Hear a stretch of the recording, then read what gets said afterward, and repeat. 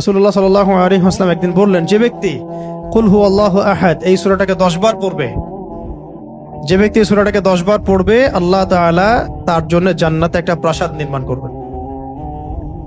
তো এই কথাটা শুনে ওমর রাদিয়াল্লাহু আনহু বললেন, ওমর ইবনুল খাত্তাব তিনি বললেন যে তাহলে তো আমরা অনেক প্রাসাদের অধিকারী হয়ে যাব ইয়া রাসূলুল্লাহ।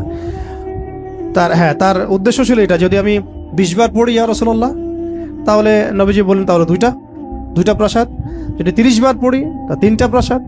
তো ইয়া রাসূলুল্লাহ তাহলে তো আমরা অনেক প্রাসাদের অধিকারী হয়ে যাব। তখন নবীজি বললেন যে আল্লাহ তাআলার দান এর চেয়েও বেশি প্রশস্ত। মানে আপনি 100 পড়লে 10টা ঘর পাবেন, মানে আমরা 100 পড়লে 10টা ঘর পাবো, 200 পড়লে 20টা।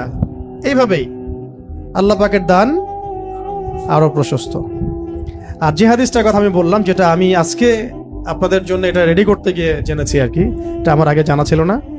এটা জানার পরে আসলে আমাদের মনে হচ্ছে কেন এই আমলগুলো করি না। এত সময় দেখা যায় যে অনেক সময় অনলাইনে বসে থাকছি, তাই না?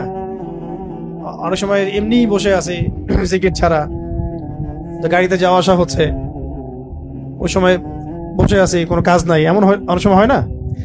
কেন আমরা এই সময়গুলো কাজে লাগাই না?